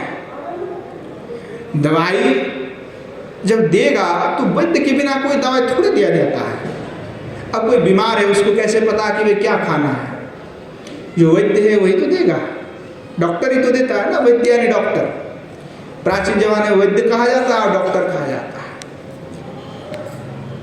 तो वैद्य कौन है? हमारे किंग क्रिया जो है सब वैद्य है, वही इस श्याम चरित्र का आस्वादन कराती किशोर जी को। तो श्याम विरह व्याधि में महावैद्य जो है वह किंकरी है, और वही कृष्ण लीला रस रूपी दवाई के द्वारा श्री किशोर जी को जो है चेतना करा देती है, उनको स्वस्थ बना देती है एकदम। तो ये किशोर जी जो है ये सारी सेवा जो है स्वयं ही सिखाई हुई है, ऐसा नहीं कि किंकर ने स्वयं सीख ली हो। किशोर जी पहले से सबको सिखा कर रखी, और छोटी छोटी बच्चियां ऐसे कैसे पता होगा? तो किशोर जी सब भूल जाते हैं, क्योंकि कृष्ण रस में इतने मजे हुए हैं, उनको कुछ बाजिक चेतना नहीं है, बाजिक कोई चेतना नहीं है। तो किशोर जी श्याम सुंदर की वंशिका धनिका श्रवण के उल्लासित हो गए, चमत्कृतांगी हो उठी, और जान नहीं पा रही तो विवशांगी हो गई, और विवश दशाओं से निकालने के लिए मंजरियों ने किंकरियों ने मिल करके जो है कृष्ण गुणगान किए, और जिससे हमारे किशोर जी जो है पुनः विवश दशा से जो है चेतना दशा में भी आ गई है। और जैसे आ गई तो किंकरियों के बड़े किशोर जी प्रसन्न हो गए कि तुमने कृष्ण गुणगान का गायन करके मुझे आनंद प्रदान की हो, और बड़े ही तुमने उपकार किए, आओ आओ आओ आओ तुम्हें मैं आलिंगन करता हूँ। तो किशोर जी किंकरियों को बुला करके जो है ऐसे आलिंगन कर देती है। तो ऐसे जो आलिंगन करती है तो बड़े इससे बड़े सौभाग्य किंकरियों के लिए क्या होगा कि किशोर जी साक्षात हमें बुला करके हमें आलिंगन कर रहे हैं कि हमें संतुष्ट हो गए किशोर जी, तो आलिंगन प्रदान कर, इससे बड़ा पुरस्कार और क्या किंकरी के लिए होगा। तो ये पुरस्कार को पा करके जो है बड़े किंकरिया आनंदित हो जाती है। तो आलिंगन के बहाना में करुणामयी स्वामिनी किशोरी जो है वो आत्मदान ही कर दी है। किशोर जी आत्मदान कर दी किसको? किंकरी को, कि मेरा आत्मा तुम्हारे पास है, कि तुम लोग जो भी करोगे सब वही होगा। तो पुरस्कार को पाकर के किंकरिया गदगद हो उठते, क्या अद्भुत सौभाग्य किंकरियों का। इस कृष्ण से क्या मतलब? इसीलिए जहाँ इतने रस से भरे हुए आनंद प्राप्ति है, अब कृष्ण का दास बन करके क्या पूरा दिन खड़ा रहे हम? इसलिए जो रसिक महात्मा है वह कृष्ण के दास से कोई मतलब नहीं रखते। राधा दास में ही आनंद है, राधा रस में जितना आनंद है और कहीं भी वैसा आनंद नहीं है। ऐसा करुणा और किसी को प्राप्त नहीं हो सकता है। तो गोसाई पाद जो है रह करके इस ऐसे अद्भुत अद्भुत लीला रस का आस्वादन करते हैं। तो ये लीला का फिर किशोर जी का जो वर्णना कर रहे हैं कि किशोर जी आप तो आलिंगन कर दिए, अब किशोर जी तो स्फूर्ति पा गई या वो चेतना में भी, तो क्या कर रहे हैं। तो फिर गोसाई पाद फिर कहने लगे, श्री राधिके सुरतरंगी नितांब भागे कांची कलाप कलहंस कलानुलाप है मंजीर सिंजीत मधुव्रत गोंजितांग्री पंकेरुहै शिशिरयो स्वरसच्छटाभि।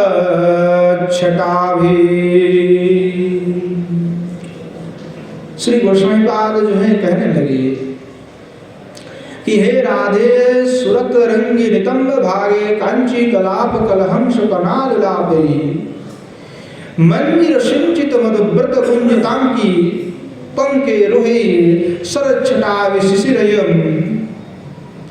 कि हे राधिके सुतरंगी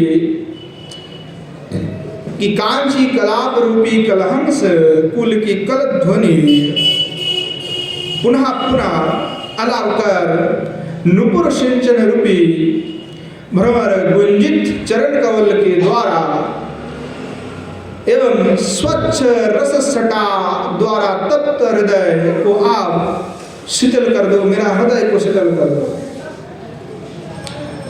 तो श्री गोस्वामी पाद जो है यहाँ स्वरूपाविष्ट में अवस्था में है। अब स्वरूपाविष्ट है, उनके जो स्वामी के जो स्वरूप है नित्य स्वरूप है, तो नित्य स्वरूप के में जब आविष्ट हो जाते हैं तो किशोर जी का गुण का लीला का वर्णना करने लगते हैं। तो श्रीपाद यहाँ पे जो है स्वरूपाविष्ट होकर के लीला में डूबे हुए, लीला रस में, और स्वरूपाविष्ट होने के कारण जो लीला का स्फुरण होता है तो अद्भुत दिव्य रस का वे आस्वादन करने लगते हैं। और आस्वादन की उपलब्धि है वो अद्भुत है, विचित्र है, एक से बढ़ करके एक आस्वादन है। और किशोर जी की सानिध्य को आप प्राप्त कर चुकी है, किशोर जी की सानिध्य में है और सानिध्य में रह करके जो है उनका उपलब्धि हो रही है। साथ में सेवा रस का भी आस्वादन गोस्वामी पाद कर रहे हैं। तो किशोर जी के सेवा में ही लगे हुए हैं और उनके हृदय पे बस एक ही आप अहंकार है, आत्मा में अभिमान, अहंकार नहीं अभिमान। क्या अभिमान है कि मैं राधा किंग करी, एक ही अभिमान है कि राधा किंग करी। अब ये अभिमान लौकिक नहीं है, अलौकिक है, अप्राकृतिक, प्राकृत नहीं, इसलिए ये अभिमान को दोष नहीं माना जा सकता। ये अहंकार अगर है तो भी इसको दोष नहीं माना जाता है। तो ये एक ही मात्र अभिमान है कि मैं राधा किंग करी हूँ। अब ये अभिमान साधक में होना ही चाहिए। जिस साधक में अभिमान नहीं कि मैं राधा किंग करी हूँ, वो जिंदगी भर में वो राधा किंग करी बन ही नहीं सकता। बड़ा अद्भुत है कि राधा किंग करी बनने के लिए केवल और केवल वो चिंतन होना चाहिए कि मैं राधा किंग करी हुए, अभिमान होना चाहिए। जैसे मेरा अभिमान है कि मैं हूँ, कि मेरा अभिमान है कि मैं हूँ। अब ये मैंपन जब तक रहता है संसार में कि मैं अमुक हूँ, तो तक किशोर जी का नहीं बना। अगर कोई पूछेगा तुम कौन हो, तो क्या मैं वो हूँ, मेरा नाम अपना बता करके कि मैं ये हूँ। पर अनुभव अभिमान होना चाहिए कि मैं राधा किंग करी हूँ। कोई साधक से पूछेगा तुम कौन हो, तो मैं कृष्ण का दास हूँ। अभिमान होना चाहिए साधक में ऐसा। और जब अभिमान हो जाता है तो बाहर में वो दिखने लगता है, बातचीत में भी वो ऐसा भाव प्रकट हो जाता है। इसलिए भाव नहीं है कपड़ा उपड़ा पहन लेने से सखियों का ऐसे सखी बन नहीं जाते थे। सखियों का कपड़ा पहन लिया स्त्रियों का ऐसा और पहन करके घूमने लगे, घूमर बन करके सखिया बन गई, ऐसा सखिया नहीं बन गए, ऐसे मंजिले नहीं बन जाते। ये सब तो बस झूठ मूठ की दिखावा है। जो सही में मंजिली बनते हैं बातचीत उनके अंदर अपने आप आ जाता है भाव, वो बाहर दिखाना नहीं पड़ता उनको। और जिनमें आता है वो कपट बन करके भजन करते हैं। पूर्व के जो महात्मा होते तो ऐसे घूंघरू पहन करके थोड़ी घूमते फिरते हैं सखियों बन करके। कभी देखा है कोई सिद्ध महात्मा पैर में घुंघरू बन करके दुपट्टा ओढ़ करके बाहर ऐसे डोलते फिर रहा है? कहीं है कहीं पे कथा ऐसा? कहीं किसी के जीवन में है? नहीं। कारण ये सब झूठ मूठ की है। जो सही में होता है वो तो अंदर ही अंदर भाव दशा में हो जाता है। कभी रूप गोस्वामी पाद को सुना क्या? चुंदरी पहन करके रूप गोस्वामी पाद ब्रज में परिक्रमा लगा रहा है। दास गोस्वामी पाद, रघुनाथ दास गोस्वामी पाद, जीव गोस्वामी पाद ऐसा कभी परिक्रमा करके घूम रही है? कभी सुना है ऐसा? नहीं सुना, क्योंकि ऐसा होता नहीं है। तो भाव अंदर होता है, हृदय में होता है। हृदय में वो तो नित्य सिद्धियां है, कोई साधन सिद्धियां नहीं है। जीव गोस्वामी पाद, रूप गोस्वामी सब नित्य सिद्धियां हैं। वो आए हैं केवल आस्वादन करने के लिए। जो पूर्व में आस्वादन करते पिछले दिन, वो केवल इस रस का आस्वादन करने के लिए कि विरह में क्या आस्वादन होता है। और इसीलिए विरह दशा में आकर के विरही भाव को प्रकट किए, निवेदन किए। तो बाह्यिक के रूप से वो नहीं दिखाया जाता है। तो अंदर जो है ये भाव परिपूर्ण रूप से विद्यमान है। अभिमान की मेरा आधार किंग करो, क्योंकि भक्ति छुपाने की वस्तु है, ना कि प्रकाश करने की। तो श्री चैतन्य श्रीमन महाप्रभु इतने महान है, प्रेम सबको मिलाने की प्रयास किए तो लिया कोई नहीं। जिसने लिया सही में ग्रहण किए उसका कल्याण हो गया। और जो केवल नाम मात्र ग्रहण किए उसका कोई फायदा नहीं होगा। कि महाप्रभु देने के लिए आए थे तो प्रेम, महान प्रेम, पर उसको सही ढंग से उसका ग्रहण लोगों ने नहीं कर पाया। जिन्होंने किया है वो तो किशोर जी की पास में चले गए। श्री महाप्रभु यही देने के लिए तो आए थे, पर हम लोग लायक नहीं हैं, नालायक, इसलिए उसको ग्रहण नहीं कर पा रहे हैं। ऐसे इतने सरल तरीका कि पहले जमाने में करोड़ों साल तपस्या करना लगता था, दुनिया भर की चीजें करके भगवत प्राप्ति किया जाता है। कि भाई आओ तो हरि नाम मात्र के पर निष्ठा रहने से भगवत प्राप्ति हो जाता है, नाम निष्ठा से। इससे सरल उपाय और क्या होगा? ना तो आपको कोई तप करना है, ना कोई कठिनाई है। जे न के न प्रकार न कृष्ण मन निवेशन है, किसी भी प्रकार से कृष्ण में मन निवेशन करने से हो जाता है। तो क्या है कि हृदय का भाव है, बाह्यिक भाव नहीं है। तो उस अभिमान हृदय पे है, और इसलिए राधा रस माधुरी का आस्वादन श्री गोसाई पाद के चिंतन में हो रहा है। जब ये लीला के स्फूर्ति में जाते तो रस का अनुभूति होने लगता है। देखो हम कथा का आस्वादन करते हैं पर रस का अनुभूति नहीं हो रहा है। तो रस का अनुभूति होना साधक के लिए अनिवार्य है। अगर नहीं हो रहा है तो बार बार आस्वादन करो, उसको समझो। अगर नहीं हो रहा है तो पूछो महात्मा से कि भाई हमें क्यों आस्वादन नहीं हो रहा है। अगर आस्वादन नहीं हो रहा है तो कथा सुनने का कोई तात्पर्य नहीं हुआ। उसका आस्वादन करे क्या हुआ? हमने सुना, निकाल दिया, बस खत्म। जिंदगी भर हमने कथा हरी कथा सुनते के अपने जीवन में कुछ उतारे नहीं, कुछ अनुभव नहीं हुआ, तो क्या हुआ? तुमने इधर से सुना, इधर से निकाल दिया, तो क्या फायदा? चाहे वो थोड़ा सा भी हरी कथा क्यों ना सुने, उसके हृदय में वो उतरना चाहिए। हम एक महात्मा सुनते हैं ऐसा अद्भुत पुराण में कि शिवलिंग पर जल चढ़ाने पर, जैसे कैसे वो शिवलिंग में जल चढ़ाने के महात्मा बड़ा है कि कोई व्याध है तो उसको पता ही नहीं था कि शिवलिंग वो अचानक अपने आप ही जल चढ़ा दिए, पत्ते गिर गए उनके ऊपर। सब जानते हैं कथा। ठंड की रात था, अब हम तो रोज चढ़ा रहे हैं, कुछ हो नहीं रहा है। क्यों नहीं हो रहा? कारण क्या है? हमारे अंदर वैसा प्रेम, भक्ति, ऐसा भाव नहीं उतना है। हम अंदर से नहीं कर रहे हैं, जानबूझ करके बिना भी कर लेते तो अच्छा बात था। हम जानबूझ करके भी विषय को पकड़ करके कर रहे हैं। भगवान को कहेंगे ना कि मैं विषय को पकड़ करके करोगे तो क्या है? मन में भी हम यही प्रार्थना कर रहे हैं। हनुमान जी के पास जाएंगे और 2 लड्डू दे करके कहेंगे कि भगवान हमें हमारा परीक्षा में पास हो जाए, हमारा IAS की तैयारी कर रहे हैं, हमारा नौकरी लग जाए, तो 2 और लड्डू चढ़ा देंगे। हम भगवान से यही विषय मांगते फिर रहे हैं। हाँ, जाएंगे बिहारी जी के पास तो बिहारी जी के पास जाकर के क्या प्रार्थना करेंगे कि बिहारी जी आपके चरण में भक्ति हो जाए, प्रेम हो जाए। वो हम नहीं प्रार्थना करें कि बिहारी जी लॉकडाउन लग गया था, बड़े ही समस्या में है, कृपा कर दीजिए बिजनेस बड़ा अच्छा से चल जाए। तो बिहारी जी से विषय मांग लिया। बिहारी जी कहते कि उनको हृदय में दुख होता होगा भगवान के कि भाई मैं क्या क्या दे सकता हूँ और क्या मांग रहा है। और इस संसार में सबसे भगवान को ही ज्यादा गालियाँ पड़ता है। हाँ, जब मांगते हैं 2 लड्डू से कि मिल जाए तो मिल गया, तब तो हनुमान जी बहुत अच्छा है। नहीं मिला तो हनुमान जी को बुरा वाला कहने लगते हैं। तो ये भगवान को लोग गालियाँ भी देते हैं, पर मांगते क्या है? विषय। भगवान कहते कि मैं विषय नहीं देना चाहता हूँ, पर भक्त क्या करे, इतने होते भक्त तो नहीं होते, डुप्लीकेट होते हैं, तो विषय ही मांगते हैं। डुप्लीकेट है तो इसीलिए इनको ये सब से मतलब नहीं है। उनको 1000 बार समझाया जाए कि पुनरुपि जननम में मत फंसो, नहीं हमें उसी में फंसे रहना है। अब जिसको फंसे रहना है उसके लिए हम क्या करें?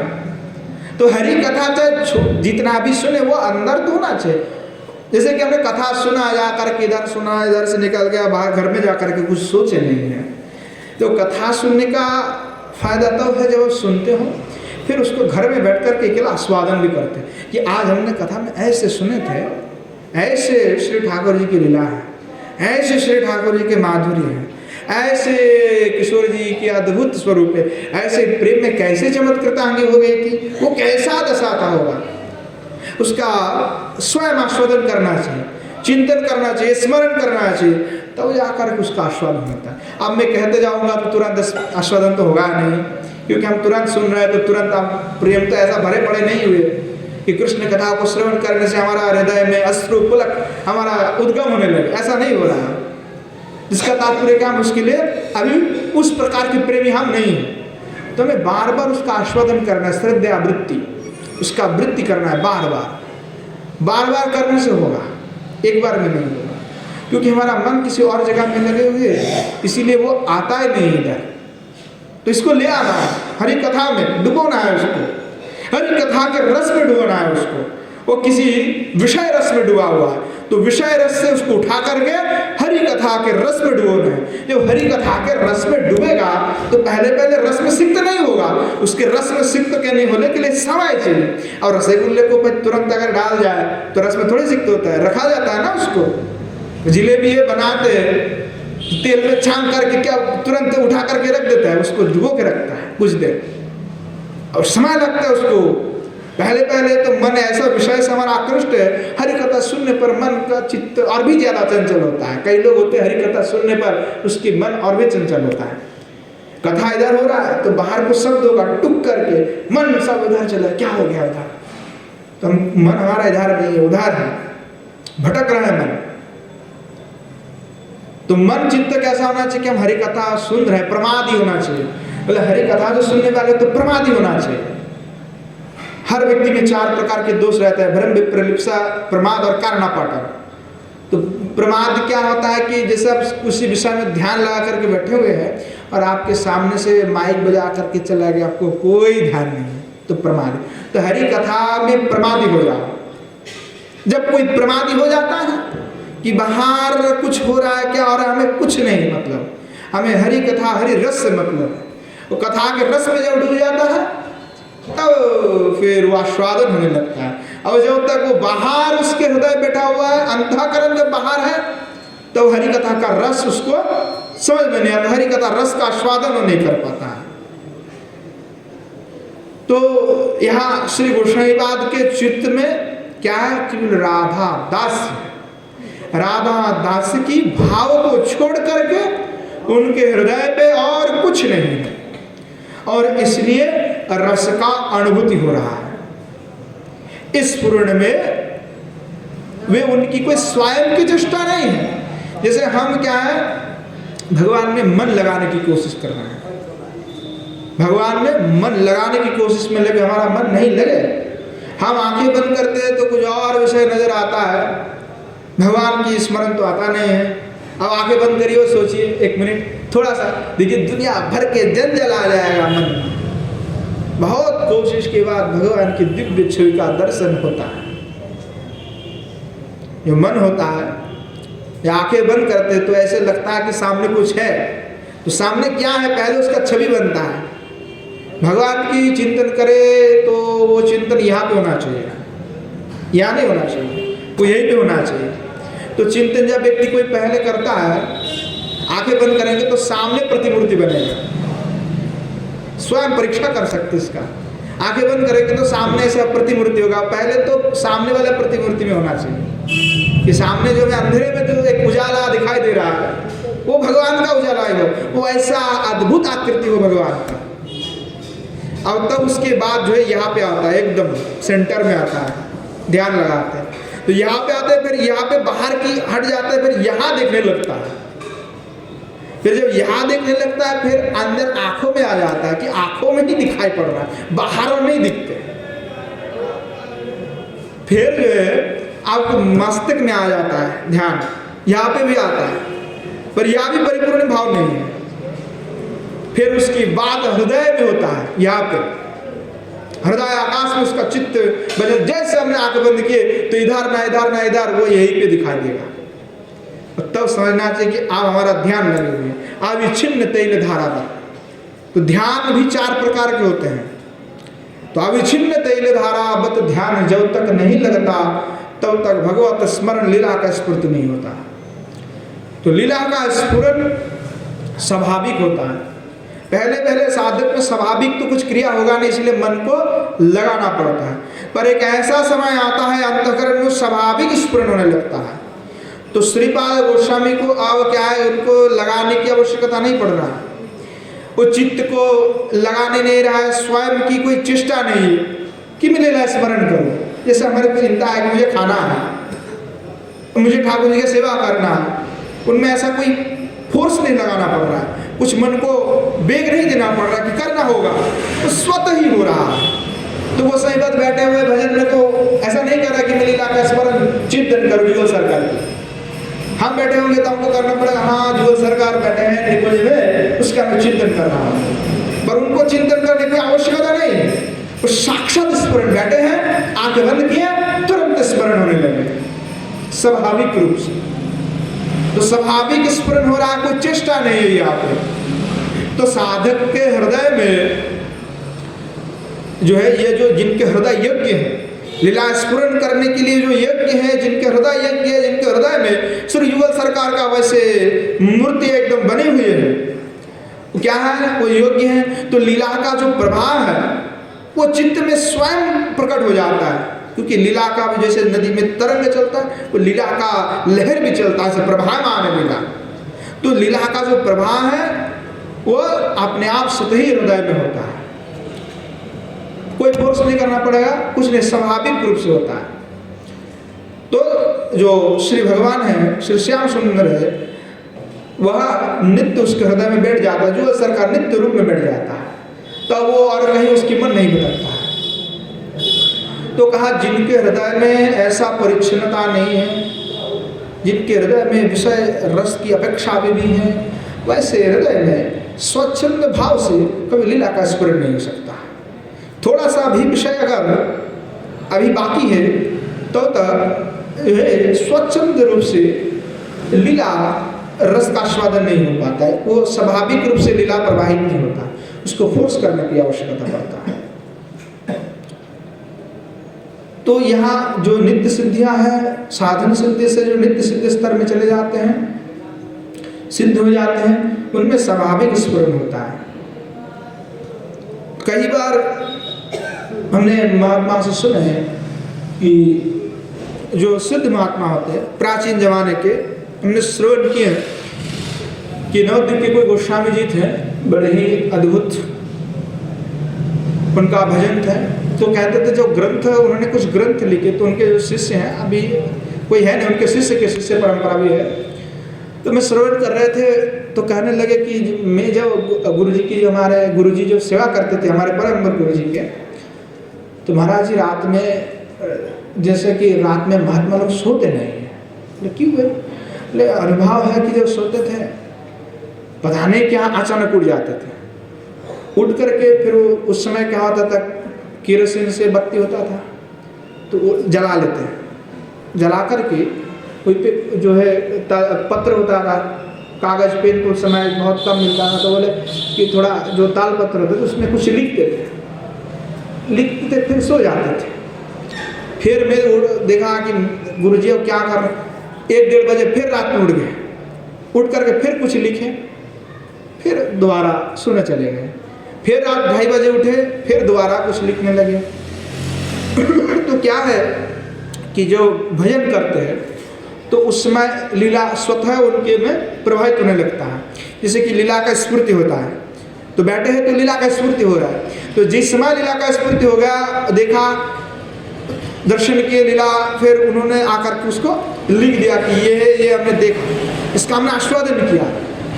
तो महात्मा में ऐसे होता है कि नित्य ही जो लीला का आस्वादन करते हैं, स्फूर्ति होने लगता है। तो जब तक विषय का रस अभी मन में लगा हुआ है, क्योंकि विषय का रस ऐसा लोभ है कि लोग उसको छोड़ नहीं पाते, तो विषय के रस जब तक किसी के मुंह में लगा हुआ है, जैसे किसी होता है ना, जैसे कुत्ता होता है तो क्या करता है, वो कुछ हड्डी दोगे ना उसको सुखा तो वो स्वयं खाने लगता है, पर वो हड्डी में तो कुछ रहता नहीं है, तो स्वयं चबाता है, चबा कर क्या होता है, स्वयं की दांत से खून निकलने लगता है। तो स्वयं की जो खून निकालता है तो खून स्वयं चखता है, उसको लगता है कि हड्डी से कितना खून निकल रहा है, बड़ा आनंद आ रहा है। तो ये विषय भी वैसा ही है, स्वयं चबा रहा है अपने आप का, लगता है बड़ा आनंद आ रहा है, चबा रहा है किसको, स्वयं की खून किसकी निकाला, स्वयं की, पर लग रहा है कि बड़े आनंद आ रहा है, हड्डी में बड़े आनंद है, हड्डी में तो कुछ है नहीं, आनंद तो स्वयं के खून में है, स्वयं के खून को स्वयं चख रहे हैं। तो लोग विषय जो है वो वैसे ही है, विषय हमें पकड़ के नहीं रखे हुए, हमने विषय को पकड़ के रखे हैं, विषय किसी को नहीं पकड़ते। मन कभी विषय में जाता नहीं है, हम प्रवर्तित करते हैं। मन ऐसा है जिसको आप जहाँ ले जाओगे वो बनाया जाएगा, वो आपकी बात मानेगा, क्योंकि उसकी जो डोर है आपके पास, जैसे घोड़ा होता है तो घोड़े के जो दड़ी धगे से बंधा होता है तो वो किसके पास होता है, अपने पास है ना, लगाम किसके पास है, अपने पास है ना। तो मन की लगाम किसके पास है, आपके हाथ में, तो आप जिधर ले जाओगे ना वो उधर जाएगा। तो मन भी विषय में नहीं जाएगा, मन आप ले जाते हो उसको, आप लगाते हो उस विषय पर, तो तभी लगता है। तो भगवत विषय में अगर लगा दोगे तो भगवत विषय में लग जाएगा। तो ये क्या है कि लीला का स्फुरन के लिए आपको मन को पूरा लगाना पड़ता है, लोग मन ऑटोमेटिकली लग जाएगा, उसमें रस में डूब जाएगा। तो जब तक मन किसी दूसरे विषय में है, जैसे आपने खून ही हम पी रहे हैं और हमको लग रहा है हम आनंद में है, विषय की बड़े आनंद है, कुछ आनंद में नहीं, हम स्वयं को नष्ट करते जा रहे हैं। तो सामान्य विषय रस की जब तक भावना है तब तक स्वतःस्फूर्त लीला आस्वादन नहीं हो पाता, क्योंकि उसका अंतःकरण शुद्ध नहीं है। और जब तक गुणातीत नहीं हो जाएगा तब तक नहीं होगा। और गुणातीत हृदय में ही ऐसे लीला का स्फुरन होता है, गुणातीत हो जाना, और त्रिगुण से त्रिगुण का अतीत हो जाना, तो गुणातीत है। तो इसीलिए साधन भक्ति में साधक की जो है चित्त है, साधक पहले तो सिद्ध होता नहीं है, फिर इसलिए साधक जो है, हम जैसे पतित जीव, वो पहले धीरे धीरे फोर्स करके मन को लगाते हैं। अब घोड़ा को मैं कहूँगा कि इधर चल जा तो थोड़ी चले जाएगा, मैं तो मेरे को लेके जाना पड़ेगा ना उसको, पहले लगाम पकड़ते हुए कि भाई चल, धीरे इधर चलना है मेरे को, तो धीरे धीरे चलेगा। पहले दिन उसको बहुत समझा के ले जाना पड़ेगा, दूसरे दिन भी थोड़ा बहुत समझाना पड़ेगा, और जाते आते जब उसको पता चल जाएगा तो भाई कुछ बोलना नहीं पड़ेगा, बैठा चल तो सीधा ले जाएगा वो कहीं और नहीं रुकेगा। अब जिसको वृंदावन पता है मैं यहाँ से आता हूँ भागवत निवास से पानी घाट, तो मुझे शॉर्टकट पता है, मैं 5-7 मिनट में पहुँच जाऊँगा, मुझे पता है कि कहाँ से आना है। अब जिसको पता नहीं, वो पता नहीं कहाँ घूम करके ऑटो करके आएगा, जिसको पता नहीं बहुत घूम करके आएगा। मुझे तो अली गली पता है, तो मैं उधर से चले आऊँगा, मुझे शॉर्टकट पता है। अब मेरे को रोज़ समझाना नहीं पड़ेगा, भटकूंगा नहीं, क्योंकि मैं तो रोज़ आता हूँ। पर मुझे पहले नहीं पता था, पहले तो मैं घूम के यहाँ आया करता था। 7-8 साल पहले जब मैं इधर नहीं था तो मुझे घूम करके आता था, परिक्रमा मार करके। पर अब मुझे शॉर्टकट पता है तो मैं शॉर्टकट दे करके आता हूँ। तो वो कैसा है वैसा ही है शिक्षा। तो मन क्या है कि आप घोड़े की तरह, आप उसको पहले ले जाओगे तो जाएगा नहीं, पता नहीं, उसको भटकेगा, पर बाद में वो ऑटोमेटिकली हो जाएगा। ऐसे साधक जब धीरे धीरे लीला का स्मरण करेगा तो धीरे धीरे उसका प्रवृत्ति ऐसा हो जाएगा, उसको ऑटोमेटिकली होने लगेगा, वो त्रिगुणातीत हो जाएगा। तो ये क्या है कि भगवान ने उद्धव से कहा कि देखो, भक्ति जो करता है, भक्ति के द्वारा ही जो साधक के जो चित्त होता है, वो साधक के चित्त को गुणातीत मैं ही कर देता हूँ। साधक के चित्त गुणातीत कौन करेगा? मैं ही करूँगा ना, क्योंकि त्रिगुण से अधिक तो मैं ही हूँ। तो त्रिगुण के परे जब मैं हूँ तो वो करने की समर्थ मुझ में ही है, मैं किसी को गुणातीत कर दूँ। तो मैं जो भक्ति करता है, जो लगे हुए हैं, उनके हृदय को जो है गुणातीत करना मेरा ही काम है, मैं ही करूँगा, कोई और नहीं कर सकता। तो हमारे लिए किशोर जी करेगा ना, परमेश्वर ही है किशोर जी, तो गुणातीत करने का कार्य तो यहाँ पे हमारे किशोर जी करेगा।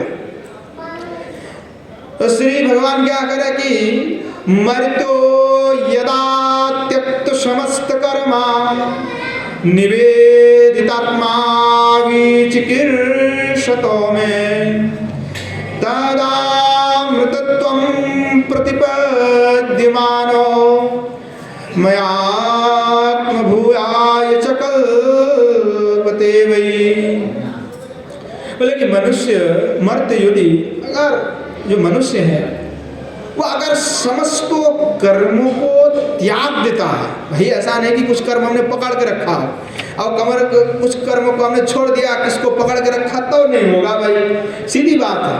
भगवान स्वयं कह रहा है कि भाई मर्त्या यदा, जब मर्त्यो मनुष्य त्याग देते समस्त कर्म, सब कर्म को त्याग देते, सजन आर्य पथ आदि सब को त्याग देता है, तब निवेदितात्मा विचिकीर्षतो में, और मेरे ही प्रति केवल शरणागत हो जाए, केवल अगर मेरे में ही उसका मन लग जाए भक्ति के द्वारा, तब तदा मृतत्वं प्रतिपद्यमान, तब मैं क्या करता हूँ भाई, तब मैं उसको हृदय को गुणातीत बना देता हूँ, तब उसके हृदय को मैं गुणातीत बना देता हूँ, तब उसका मन कभी विषय में लगता ही नहीं है, और गुणातीत हो जाता है तो केवल और केवल उसके हृदय में मेरे प्रति ही वासना जागृत होता है, वो मुझ में डूबे रहता है, और उसके हृदय में कोई दुर्वासना व्यासन आदि कुछ भी नहीं आता है।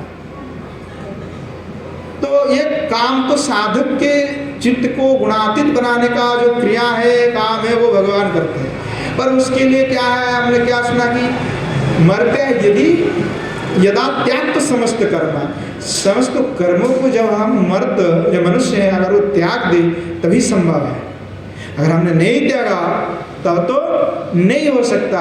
इसीलिए शास्त्र कह रहे कि भाई सर्वधर्मान प्रत्यय, इसीलिए पहले कह दिया कि कर्म जो है और धर्म है सब त्यागना है। तो गोपियों के हृदय गुणातीत इसलिए है क्योंकि उन्होंने सजना आदि प्रथम चहित्वा कि सारे कर्म का, सारे वैदिक धर्म आदि सब का त्याग कर दिए, तो उससे उल्लंघन से कोई भी पाप उनको लगा नहीं है, क्योंकि समस्त कर्म का त्याग कर दिए। जो भी हमारे लौकिक कर्म होते हैं, जैसे नित्य कर्म होते हैं, नित्य कर्म क्या है, तर्पण आदि करना गोपियाँ थोड़ी करती थी, नहीं करती, पर क्या है कि उन्होंने समस्त कर्म का त्याग कर दिया, तो गुणातीत हो गए। जो गुणातीत है उनके लिए विधि नहीं लागू होता है, उनके लिए विधि किसके लागू होता है, जो अभी भी कर्म में डूबे हुए हैं, जिनको अभी भी संसार से अपेक्षा है, तो वो अभी विधि के द्वारा करेगा।